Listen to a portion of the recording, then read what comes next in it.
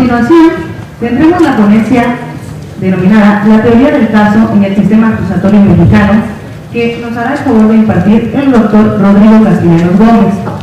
Voy a tomarme el atrevimiento de leer una síntesis curricular acerca del ponente. El doctor Rodrigo Castellanos Gómez es licenciado en Derecho por el Instituto de Estudios Superiores de Chiapas. Cuenta con la maestría en Derecho Civil por la Universidad Privada del Sur de México. Cuenta con una maestría en Derecho Procesal Civil por la Universidad del Sur. Cuenta también con un doctorado en Derecho Penal por la Universidad del Sur. Ha cursado los diplomados en juicios orales, de los que destaca la acreditación expedida por el Instituto de Investigaciones Jurídicas de la UNACH en coordinación con el Poder Judicial del Estado. Ha cursado el diplomado en amparo indirecto por el Poder Judicial de la Federación. Recibió el curso sobre el programa de fortalecimiento de las escuelas de Derecho en Chiapas para el nuevo sistema de justicia penal desarrollado por el Centro de Estudios sobre la Enseñanza y Aprendizaje del Derecho, en coordinación con el Poder Judicial del Estado, CETEC y el Gobierno de Canadá. Ha recibido cursos en el Poder Judicial del Estado, Poder Judicial de la Federación y en instituciones privadas, las cuales hacen un total de 58 actualizaciones jurídicas. Fue colaborador del área de asuntos jurídicos del Instituto Casa Chiapas, dependiente del Poder Ejecutivo del Estado. Fue agente estatal de investigaciones para la Fiscalía General de Justicia del Estado. Fue titular del despacho jurídico denominado Asesoría Jurídica Profesional, destinado al patrocinio de diferentes asuntos litigiosos. Fue coordinador de posgrados en Derecho en la Universidad del Sur. Ha impartido diversas conferencias en distintas universidades privadas dentro y fuera de la ciudad en materia de derechos humanos y juicios orales. Ha impartido cursos sobre derechos humanos, juicios orales, entre otros. Actualmente es docente de licenciatura y posgrado en diversas universidades del Estado, así como también abogado postulante tanto del sistema tradicional como del nuevo sistema de justicia penal en el Estado. Démosle un fuerte aplauso a nuestro ponente, por favor.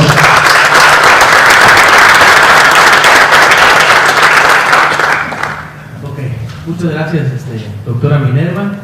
Gracias también a la Asociación de Licenciados en Derecho del Estado de Chiapas, ALDECH, y gracias a la presencia también de todos ustedes, ya que sin ustedes pues no sería posible esta plática, esta serie de conferencias, este evento del día de hoy. Voy a tomar el atrevimiento de salir un poquito del protocolo ordinario, me voy a parar para dar mi disertación. El tema que yo les tengo preparado el día de hoy es algo que se denomina la teoría del caso. Le digo que no se mueva tanto. Algo que ha tomado auge a raíz de una reforma constitucional, recordando el 18 de junio del año 2008, en materia de seguridad y justicia penal, y obviamente acompaña una serie de nuevas instituciones, por llamarlas jurídicas, nuevas figuras jurídicas, nuevos temas de derecho, etcétera, dentro de este gran cúmulo de temas que obviamente nos propone el sistema acusatorio. Pues se encuentra la teoría del caso, que hoy a lo mejor vamos a intentar descubrir qué es la teoría del caso, pero desde el enfoque netamente mexicano. ¿Qué es entonces la teoría del caso? Si decimos que la teoría del caso será una estrategia de investigación por parte tanto de la Fiscalía, del Ministerio Público, como de la Defensa, de cómo afrontar ese litigio que se derivó de un conflicto penal. Es decir, ya tenemos un hecho delictivo que el Ministerio Público ha encuadrado una conducta típica y él tiene que acreditar, pasando por una serie de elementos dentro de los que destaca la tipicidad, la antijuridicidad, para que al final se le pueda hacer el reproche a esa persona de la culpabilidad. La defensa también tendrá una estrategia para afrontar la teoría y la posición por parte del Ministerio Público, obviamente desde el punto de vista de la defensa, para que al final caiga en manos del juzgador, quien una vez analizando las posturas de ambas partes pueda obviamente emitir una resolución, una sentencia, condenatoria o absolutoria. O bien, esta misma teoría del caso nos ofrece mecanismos incluso distintos hasta llegar a un juicio. ¿Qué tal si mi postura como teoría del caso no es llegar a juicio, sino interrumpirla antes, suspensión del proceso, etcétera? Bueno, vamos a intentar comprender de qué se trata esta famosísima teoría del caso. existe un primer mito que nos habla que la teoría del caso es una narración de una historia. Y esto surge obviamente en países anglosajones. Esto surge en otros países en donde la teoría del caso es una narración de una historia de carácter argumentativa y persuasiva. Es decir, en materia anglosajona o en sistema common law tengo que persuadir a un jurado, tengo que convencerlo. Y por lo tanto, mi teoría del caso será dirigida al convencimiento de ese jurado. En México no existe una teoría del caso que sea nada más el relato de una narración de una historia, sino que implica 3 niveles de análisis. Un nivel de análisis fáctico, que lo voy a explicar más adelante, un nivel de análisis jurídico y un nivel de análisis probatorio. No nada más es el crear una historia, el narrarte una historia, el persuadirte con mi argumentación para hacerte creer que lo que yo te estoy proponiendo, como este caso que tú, juzgador, tienes que resolver, es lo que yo te estoy comentando, lo que yo te estoy dirigiendo y lo que yo te estoy convenciendo. No nada más es una historia, tiene que ir acompañada de 3 niveles de análisis que más adelante lo voy a mencionar. Veamos un extracto de una audiencia en donde se plantea la teoría del caso y veamos cómo se rompe este primer mito de que la teoría del caso solo es una historia. Si yo hablo de una historia, solo estaré hablando de elementos fácticos, solo estaré hablando de hechos, mas no estaré hablando de sustentos jurídicos, de normas jurídicas y mucho menos de datos de prueba o medios de prueba o pruebas que así puedan acreditar que mi teoría es convincente. Por lo tanto, lo que vamos a descubrir es que la teoría del caso no es una historia y mucho menos nace hasta la última audiencia. Es decir, es toda una serie de construcción desde el hecho mismo de tener conocimiento de la noticia criminal hasta desencadenar una audiencia, debate o juicio oral. Veamos un extracto muy sencillo, procuraré ser más breve, ya sé que muchos están cansados, otros ya tienen hambre, ya se quieren ir, entonces seré un poquito breve con mi participación para que ustedes obviamente podamos llegar a un mismo punto de vista que es la teoría del caso. Veamos esta audiencia, por favor.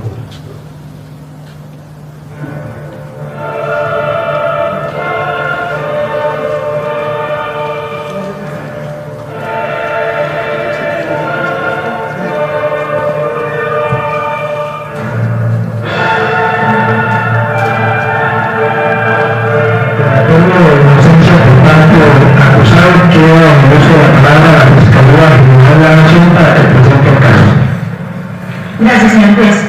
Señor juez, su asistente. la presento, señor juez, a usted, la doctora María Roberto Ferrero, asistente del despacho fiscal. Muchas gracias. Señor juez, la fiscalía le demostrará a usted en el debate probatorio que se inicia el día de hoy en esta audiencia, cuando el señor padre Albeiro de Jesús Vanegas Bedoya, en su condición de rector del Colegio Gimnasio de los Pinos, abusó sexualmente del niño Daniel Velosa Manjarres. Abuso, señor juez, que se realizó, se llevó a cabo el día 31 de julio del año inmediatamente anterior, es decir, del año 2006, en horas comprendidas entre las 9:30 de la mañana y minutos siguientes, cuando el menor ingresó a la oficina de la rectoría y en sala de juntas, que es salón adyacente a la oficina mencionada, el señor padre Albeiro Jesús Vanegas Bedoya intenta inicialmente besarle la boca, posteriormente lo sienta en sus piernas y pasa su mano, la mano del señor padre, sobre el cuerpo del menor, introduciéndola entre la camiseta, la pantaloneta y tocando los órganos genitales del niño. Así se le dirá a usted, señor juez, en esta audiencia, en realidad todos los testigos que para tal efecto traen la fiscalía, como son la señora madre, Leonor Manjarres, la madre del niño, que le indicará a usted cuándo y en qué circunstancias se enteró de los acontecimientos, cuál fue la actitud del menor frente a los mismos y cuándo ella ha tenido que acudir a una instancia médica, psicológica para tratamiento del menor precisamente por este hecho. Se lo dirá a usted, señor juez, también,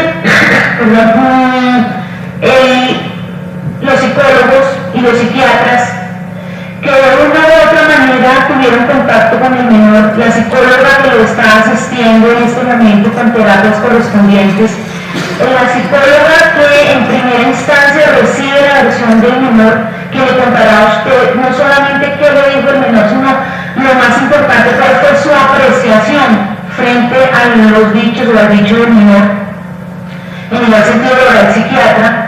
Le indicará a usted cómo el menor es una persona consciente, cómo su dicho ha sido coherente, cómo sí es creíble su dicho, y le argumentará con las razones médicas y técnicas que ellos manejan dentro de la investigación, señor juez. Igualmente le mostrará la fiscalía a usted, señor juez, con el testimonio de los menores compañeros en ese entonces del colegio de Daniel, como él sí iba a la rectoría, y como en muchísimas oportunidades, no solamente ese día, y como si efectivamente ese día lo observaron en la recepción de la rectoría, y como efectivamente ese día sí estuvo allí, pese a que acá se pretenda decir que no, la fiscalía le mostrará que sí, señor juez, tiene testimonios serios, claros, de niños, que le dirán a usted sin ningún prejuicio y sin ninguna expectativa distinta a la de decirle la verdad, cómo efectivamente el niño Daniel Velosa sí acudía a la rectoría y sí acudió 31 de junio. Igualmente le mostrará a usted, señor juez, la fiscalía con el testimonio de niño Daniel Velosa, señor juez, cuando ocurrieron los hechos.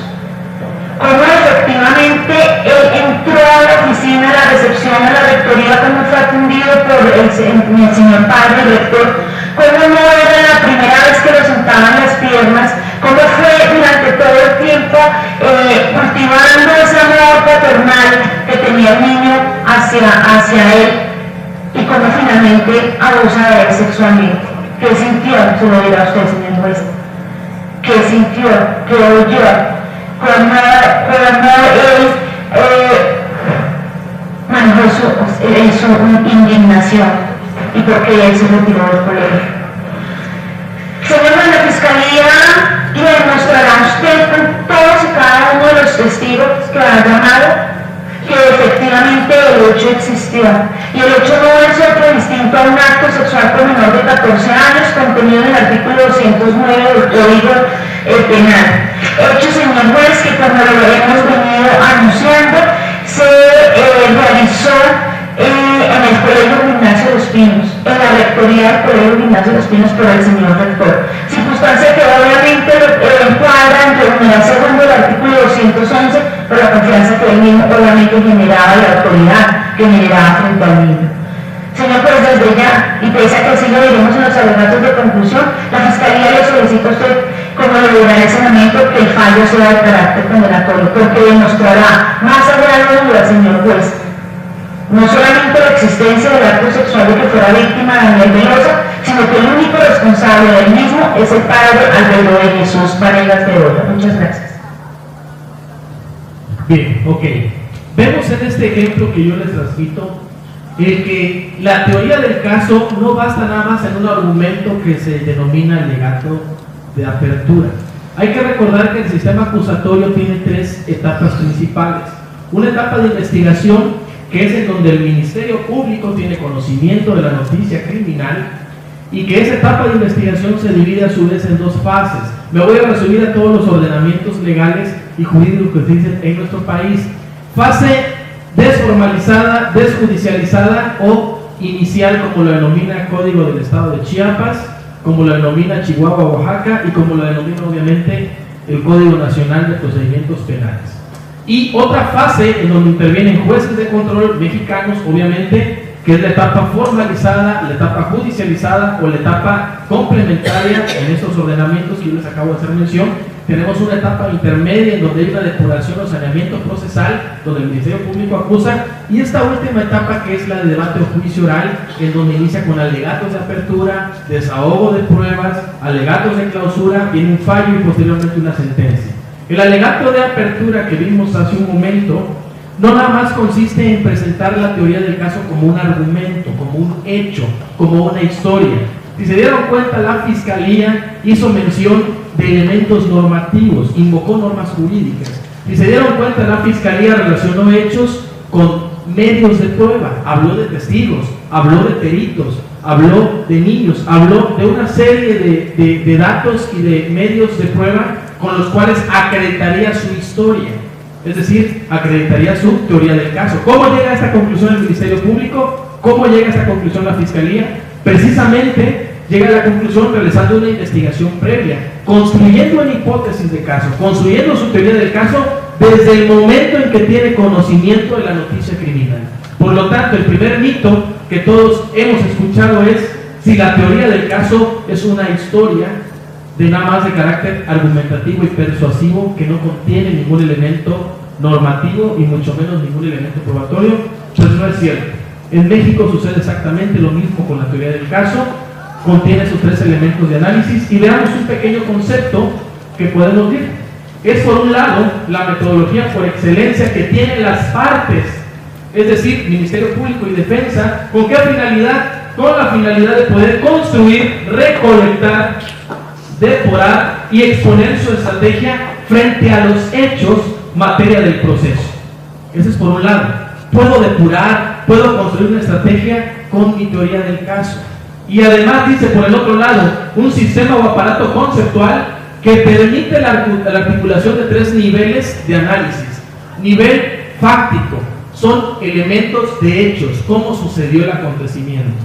Una cosa son los hechos y otra cosa es encuadrar esos hechos al tipo. Y para eso obviamente el Ministerio Público tiene que hacer ese ejercicio de valoración de encuadrar esos hechos delictivos o esa probabilidad de hechos delictivos a el primer elemento de la teoría del delito que nosotros denominamos como tipicidad. Ok. Y después pasarlo por un elemento jurídico, es decir, ir cumpliendo con cada uno de los requisitos que nos menciona la teoría del delito, sin importar cuál sea: funcionalismo, finalismo, causalismo, clásico, modelo lógico, matemático, no sé, sino adecuarnos a la teoría del delito que maneje nuestro Código Penal. ¿Qué tengo que acreditar en base a lo que mi Código Penal me establece? Y por último, un elemento probatorio para acreditar precisamente esos hechos en mi teoría jurídica y probarla con mis datos de prueba, con mis medios de prueba y con mis pruebas desahogadas ante juez para dar el cumplimiento al 20 de la Constitución. Veamos entonces cuál sería un segundo mito de la teoría del caso. El segundo mito es que la teoría del caso se emplea durante el juicio oral. Si ya les había comentado que los alegatos de apertura, los alegatos iniciales, en donde tanto el Ministerio Público como la defensa exponen su caso y que quieren llegar a concluir una vez desahogados sus pruebas, pues nos hace entender a veces que la teoría del caso se emplee solo durante la etapa de debate o juicio oral. Un Estado de la República, que es el único caso que tenemos en nuestro país, y si tengo algún error, pues me podrían corregir, Quintana Roo tiene un título que le denomina la teoría del caso.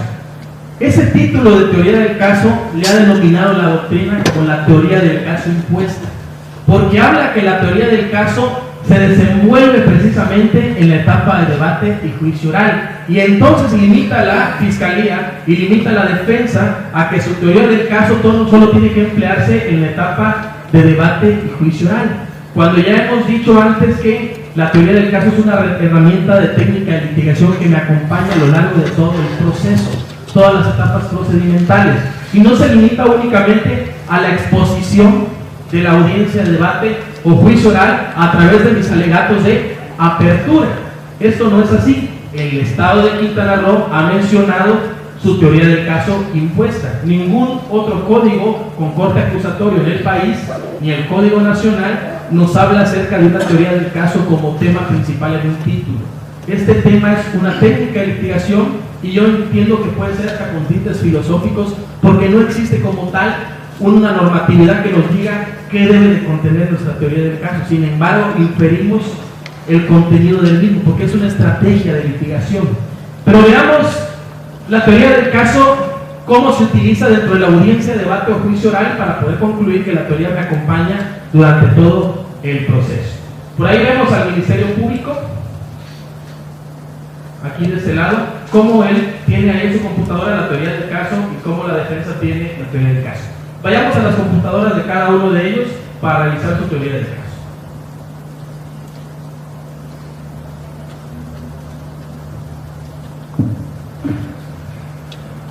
ejercicio precedente, se toca el uso de la palabra al señor fiscal para que presente su caso. Y gracias, señoría. Antes de presentar mi caso, quisiera solicitarle muy respetuosamente les iba a requerir si en la sala hay testigos, tanto de la Fiscalía como de la Defensa, para que procedan a retirarse de esta sala. Señor defensor, ¿usted conoce a sus testigos? ¿Hay testigos aquí en esta sala suyos? No, señor juez. Señor fiscal, ¿encuentra testigos suyos aquí en esta sala? No, señor. Gracias. Cumplida la solicitud, tiene la palabra para que se refiera a su caso. Gracias, señoría.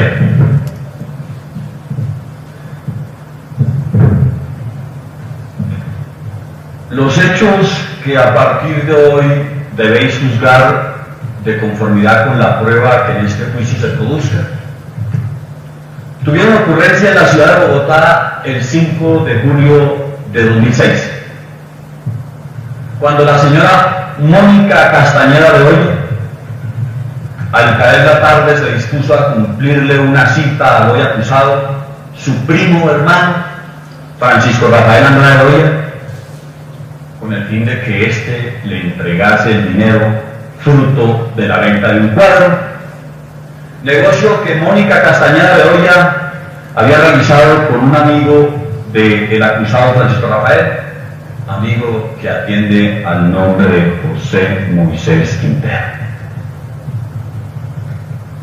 De la citada cita tenía conocimiento su compañero permanente Wilber de la Espina, quien así lo declarará en este juicio. Nos comentará su señoría cómo su esposa lo llama y le dice: me voy a encontrar con mi primo porque me tiene que entregar el dinero. A partir de ese día 5 de julio y hasta la fecha aún no se conoce la suerte de la señora Mónica Castañeda Bedoya. A partir del 6 de julio, su compañero permanente Wilber de Espina empieza a tener una fluida comunicación con personas que decían pertenecer al Frente 43 de la FARC, quienes exigían 1.000 millones de pesos por la liberación de Mónica, exigencia que Wilber debería transmitirle al señor José Castañeda, padre de Mónica. En este juicio la Fiscalía entonces se comprometerá, su señoría, a mostrar que efectivamente Mónica fue retenida con fines extorsivos. De igual manera, se demostrará más allá de toda duda que Francisco Rafael Andrade Bedoya, primo de la secuestrada, fue una de las personas que intervino en el secuestro de su primo. Aquí escuchará usted, señor juez, el testimonio de los familiares de Mónica, como lo son el de Gloria González Bedoya, hermana de la secuestrada, quien nos narrará cómo se enteró del secuestro de su hermana, cuál fue la relación que tuvo con Francisco, alias Pacho, qué reacción tuvo este y de los ofrecimientos que Pacho le hiciera con José Moisés, de realizar negocios ilícitos. Asimismo referirá a los posibles móviles que tuvo Pacho para secuestrar a su prima Mónica. Igualmente escuchará usted, señor juez, el testimonio de Marcela Rodríguez Medina, quien le comentará que Pacho negó a conocer a Moiso y alegando el por qué querían meterlo en eso, sin que aún realmente nadie sabía que Mónica había sido secuestrada. Igualmente, su señoría nos declarará acerca de las llamadas que desde la Cárcel Nacional Modelo de Bogotá le ha efectuado el acusado Pacho. Asimismo, y con el fin de demostrar no solo la retención, la exigencia, sino la participación de Francisco Rafael en el secuestro, escucharemos el testimonio de Diego de Jesús Cardona Flores, señoría, persona que se encuentra condenada hoy por los hechos referidos a la retención de Mónica y quien no logrará señalar a Francisco Rafael Andrade Bedoya y a José Moisés como personas que intervinieron en el secuestro de Mónica.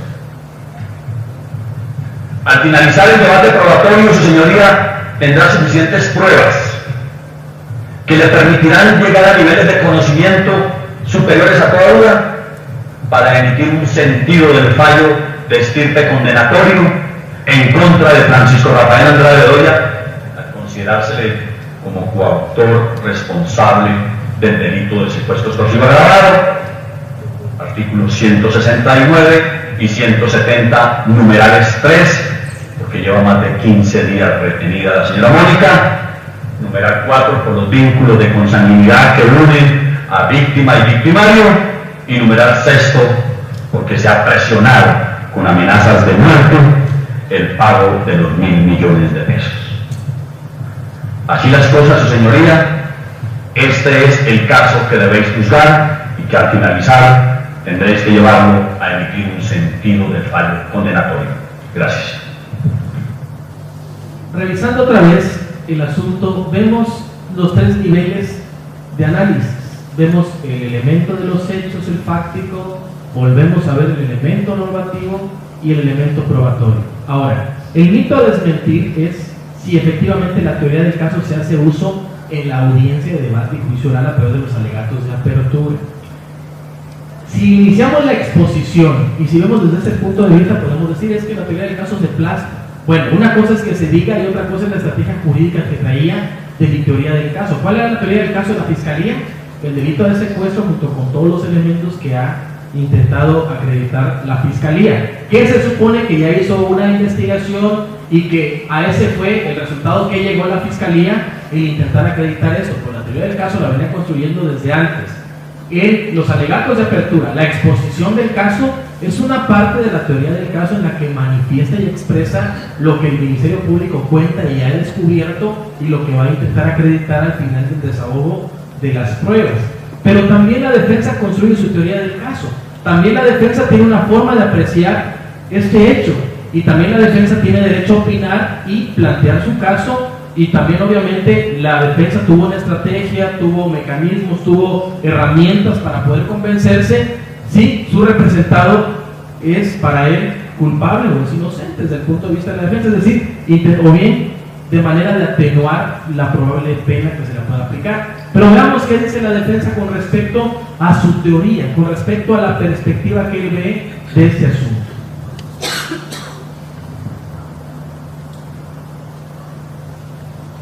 La defensa quiere presentar su teoría del caso. Sí, su señoría. La defensa está empeñada en este juicio oral en demostrar cómo el señor Francisco Rafael Andrade Bedoya ha sido víctima de un procedimiento presuntamente legal aplicado por la Fiscalía General, representada por su distinguido delegado en este juicio, y para ello se sujetará a los mismos elementos materiales probatorios, a la evidencia física y a la información presuntamente legal que obtuvo el ente investigador, para llegar a la conclusión que, por ejemplo, la diligencia de reconocimiento fotográfico que se hizo para vincular al señor Francisco Rafael Andrade es incongruente. Objeción, su señoría. ¿Cuál es la razón de su juicio? Su señoría, el alegato de apertura es simplemente una narración y no una valoración o argumentación. Eso lo haremos al final, su señoría. El señor fiscal, el señor defensor, en esta oportunidad está introduciendo opiniones personales. Gracias, señor. Señor procurador. Su señoría, la alegación inicial no es objeto de oposiciones. Lo que es objeto de oposiciones son los argumentos, las preguntas y los argumentos conclusivos. La alegación final es la forma como la defensa pretende argumentarle a usted su teoría del caso dentro de la liberalidad que así pretende, tanto así que puede ser o no presentada. Señor profesor, ¿quiere decir algo como réplica? Señor juez, sencillamente voy a anotar que estoy haciendo un contexto de la investigación para finalmente hacer una petición a usted como director de este juicio, pero no estoy profundizando sobre las argumentaciones ni los medios de prueba, mucho menos sobre los elementos probatorios que se van a hacer valer en esta audiencia. El juzgado considera que la alegación inicial sí es objeto de objeción u observación por parte de las partes intervinientes. que la alegación inicial es apenas un relato de lo que el litigante considera que es su caso. No incluye ningún tipo de argumentación porque no hay sobre qué argumentar. Entonces, señor defensor, limítese a eso. ¿Cuál es su relato que compone la hipótesis de su caso?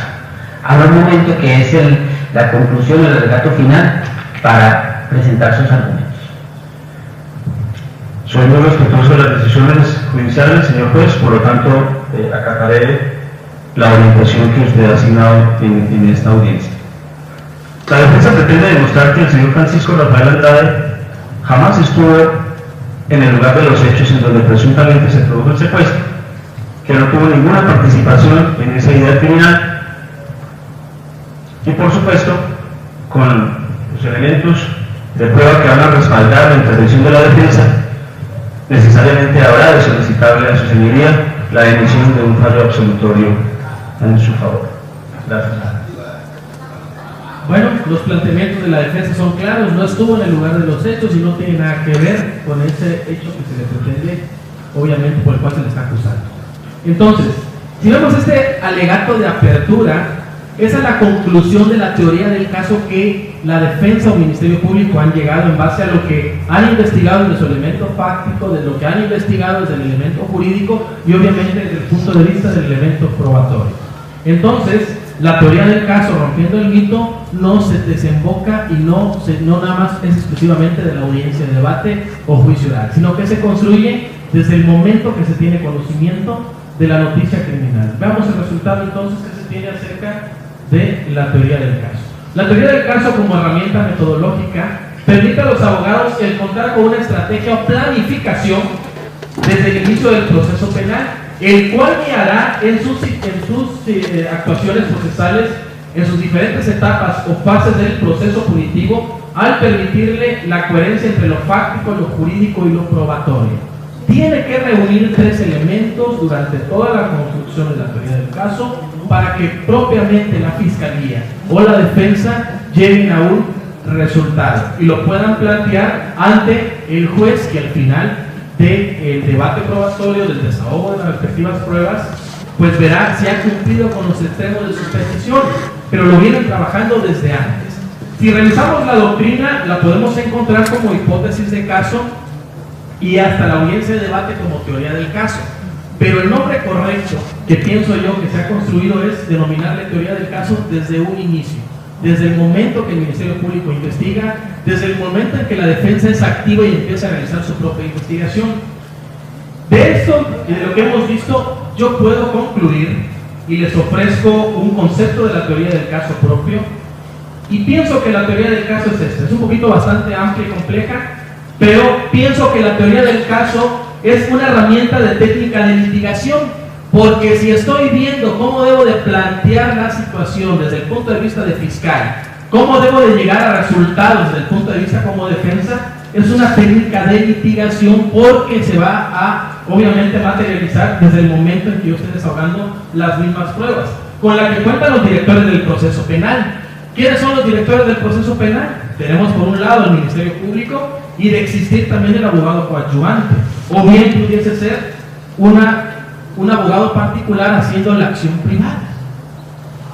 Es decir, acusado y defensa durante todo el proceso, que implica no solo la argumentación oral. Entonces, la teoría del caso no solo es la argumentación oral, sino además una verdadera estrategia legal en la que se involucran elementos no nada más narrativos ni argumentativos, sino una verdadera estrategia con elementos fácticos. Analicé los hechos, analicé las normas jurídicas que se pueden aplicar y la teoría del delito aplicable también, y elementos probatorios de cómo voy a acreditar lo que yo te he planteado, juez, en el momento de desahogar mis pruebas. Para acreditar, por un lado, fiscal, la responsabilidad de una o varias personas, o bien por el otro lado, desacreditar la responsabilidad o también atenuar esa responsabilidad. Misma que se inicia desde que se tiene conocimiento de la noticia criminal y el imputado es señalado para el esclarecimiento de esos hechos o de ese suceso, que obviamente va a desembocar en una investigación de ambas partes de los hechos ocurridos. No solo el Ministerio Público investiga, también la defensa tiene esa facultad de ofrecer datos probatorios.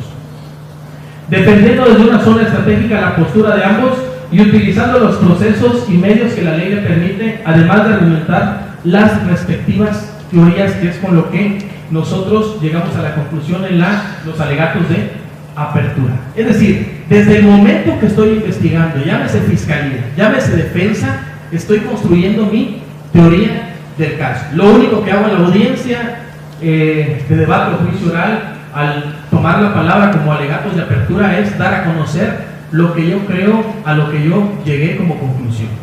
¿Ok? Bueno, veamos pues. ¿Cuáles son los niveles de análisis de las teorías del caso? Obviamente les había comentado que son 3 niveles que tenemos que ir acreditando a lo largo del procedimiento. El elemento fáctico, un elemento jurídico o normativo y un elemento probatorio. Pero veamos qué es el elemento fáctico.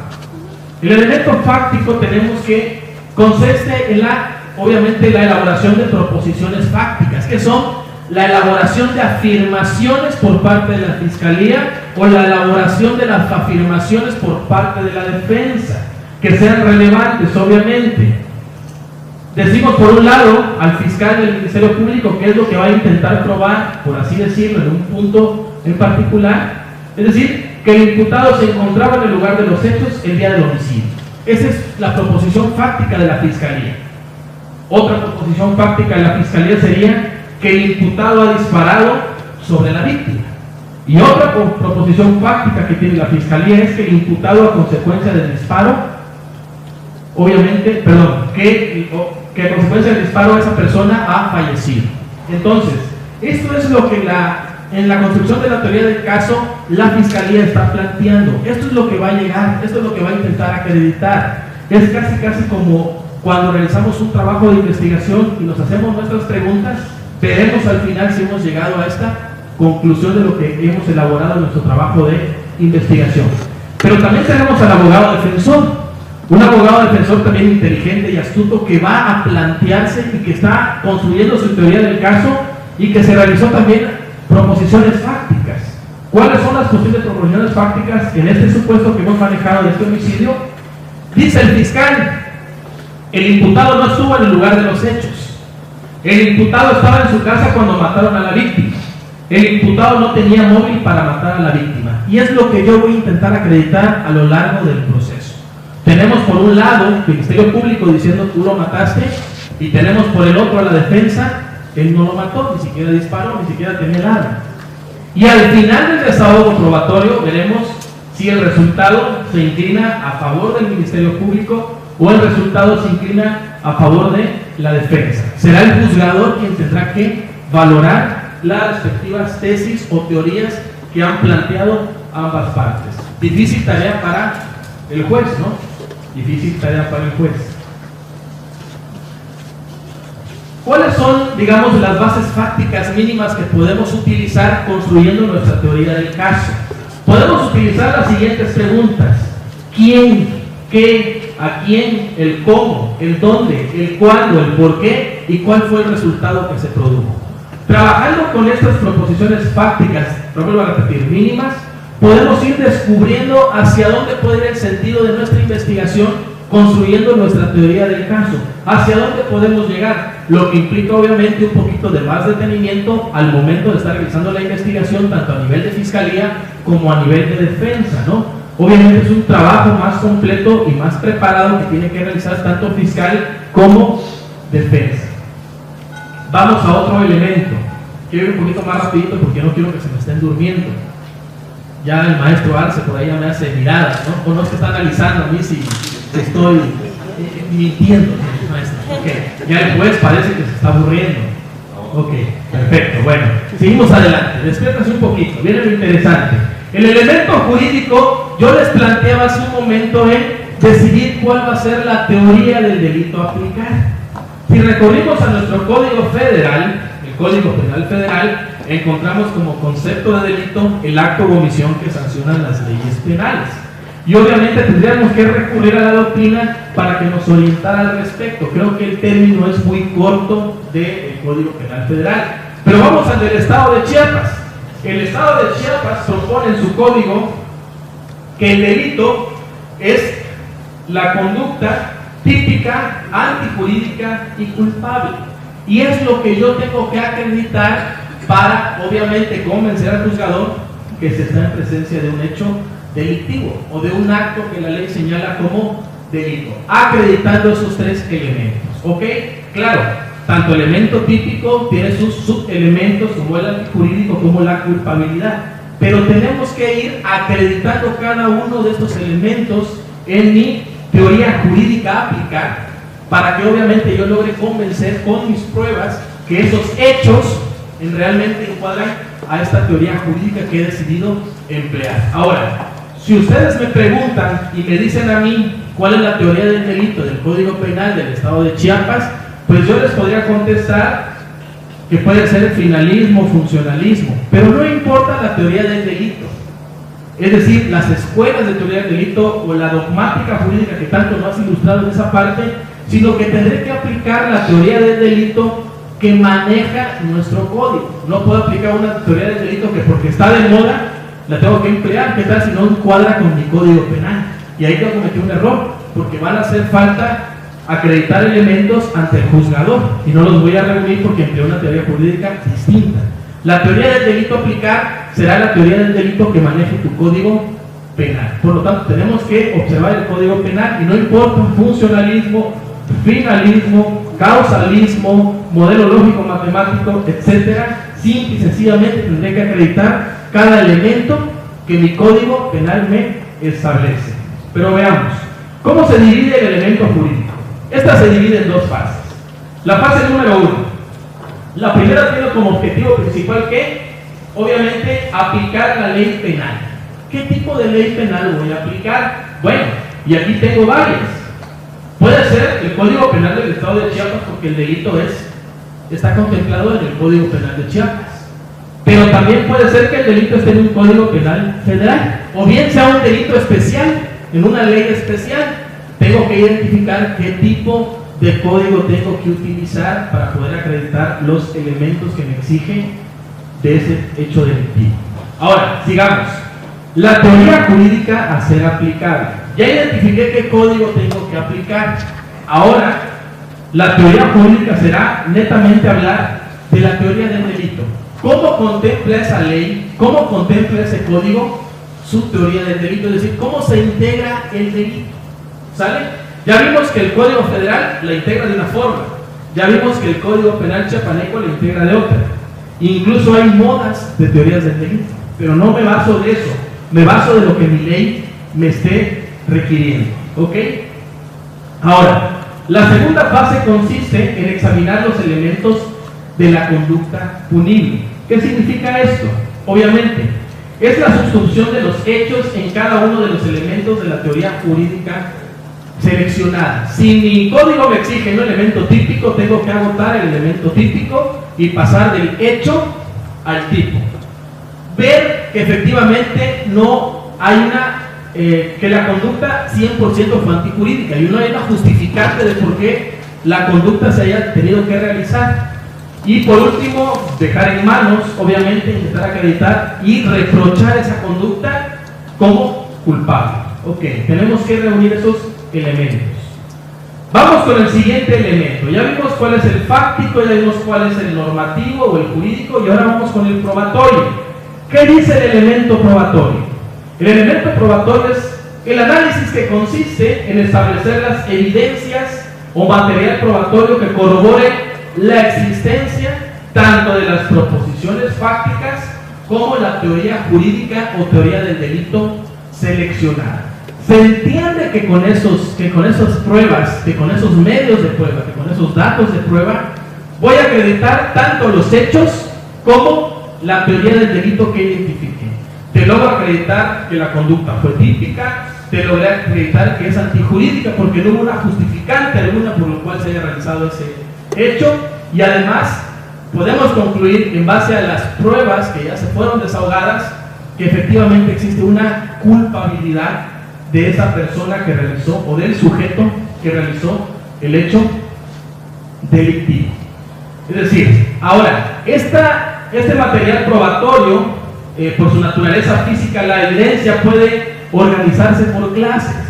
¿Qué clases pueden ser? La personal o testimonial, es decir, la que declaren las personas, las que digan las personas, los documentos, obviamente, en lo que esté basado cualquier escrito, cualquier contenido que tenga información, y la evidencia real que tiene que ver con objetos o con cosas. Recordemos al derecho romano con la res, ¿no?, que proviene de cosas. Entonces, digamos que esas es por su naturaleza las evidencias que podemos utilizar en el sistema acusatorio para ir construyendo mi teoría del caso. Pero por la fuerza demostrativa que tiene cada una de esas evidencias, pueden clasificarse en dos tipos. Tipo número uno, la directa, la que establece la existencia del hecho de manera inmediata.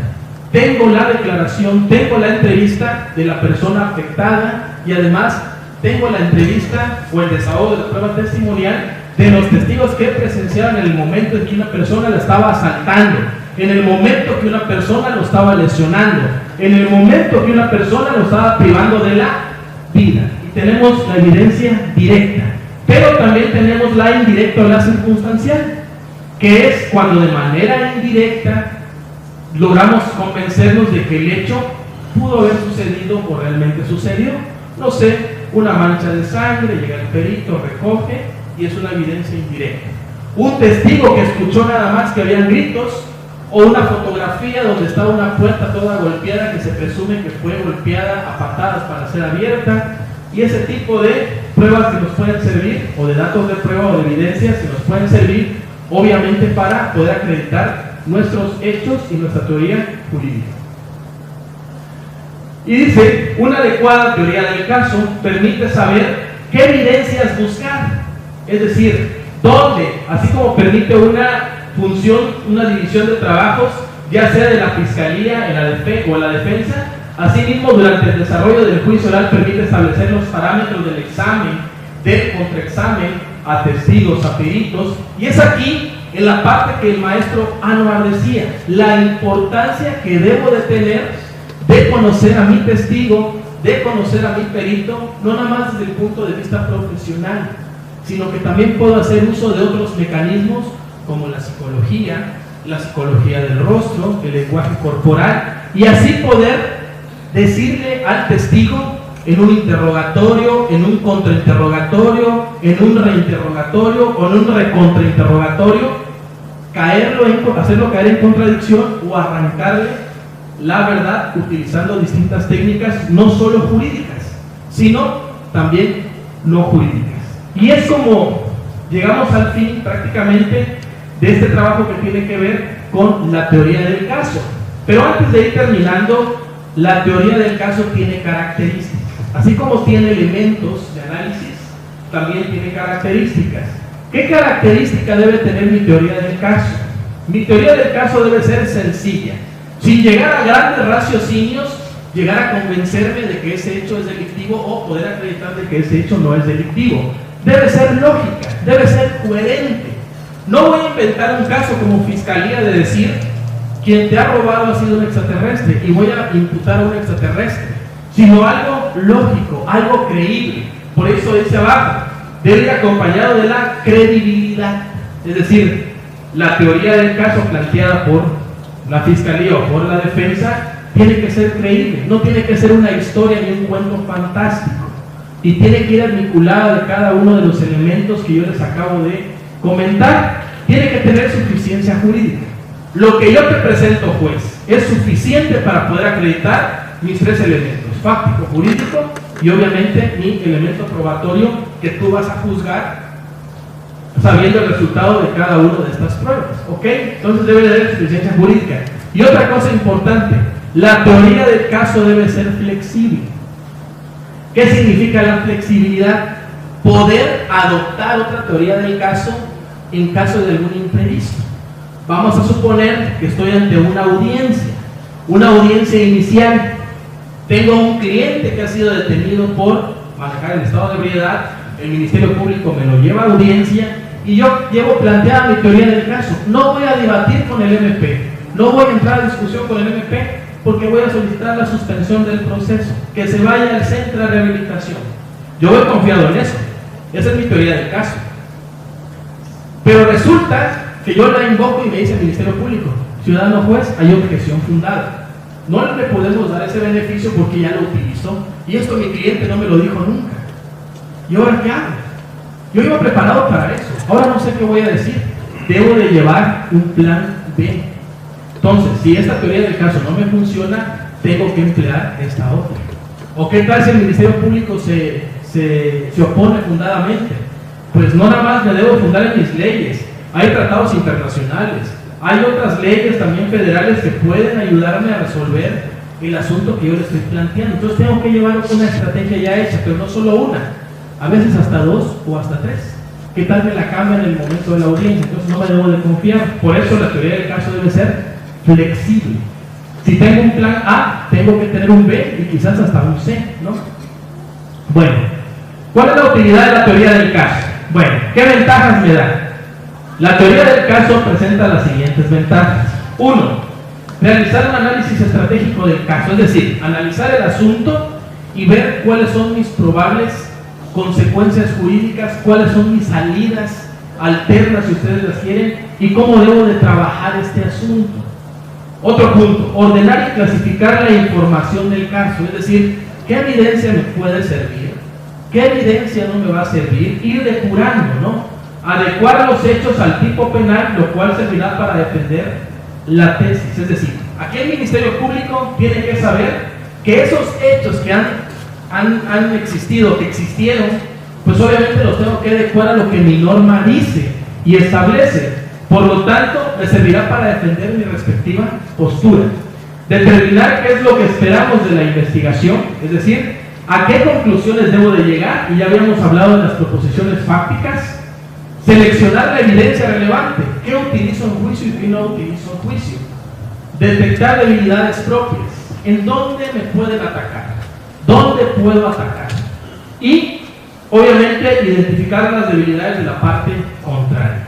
Y entonces estamos hablando que la teoría del caso es toda una construcción desde el punto de vista jurídico que me va a llevar a una conclusión que yo voy a comunicarle al juez y que voy a debatir y la cual voy a defender esa postura porque creo tener la razón. Y es así como podemos dar término a esa plática que les he traído de teoría del caso. Espero no haberlo confundido tanto, espero haberles ampliado el panorama de lo que consideramos que es la teoría del caso, pero lo que sí me voy convencido es que esto nos lleva a tener que prepararnos. No basta con conocer el proceso acusatorio, no basta con conocer la teoría jurídica, sino que tenemos que seguir prepararnos más, cada vez más, para poder realizar un trabajo impecable como fiscales o un trabajo impecable como defensa. Le agradezco la atención a todos y cada uno de ustedes. Felicito a mis 2 compañeros que además fueron mis maestros en el doctorado, a la maestra Minerva, al maestro Anuar, personas de los que les he aprendido tanto. Agradezco al DEX esta bonita y gentil invitación y obviamente agradezco a todos ustedes el poder acompañarme el día de hoy y escucharme. Yo los invito y termino con una pequeña reflexión. El secreto del éxito se encuentra en la educación, como formadora de valores y conocimientos. Para enfrentar al monstruo de la realidad, con astucia y empeño, jamás desistir. Sigamos estudiando, sigámonos preparando. Entre mejor preparados estemos, mejores soluciones les vamos a dar como fiscales, como defensores, y mejor, obviamente, y mejor, pues, éxito tendremos en la vida, cuando menos de manera profesional. Les agradezco la invitación, vuelvo a repetir. Muchas gracias al DEX por esta gentil invitación. Muchas gracias, señor Sol, por esta bonita invitación. Y creo que el aplauso no me lo merezco yo, sin ustedes de haber estado aquí hasta el final. Así que les pido un aplauso, pero para ustedes. Gracias.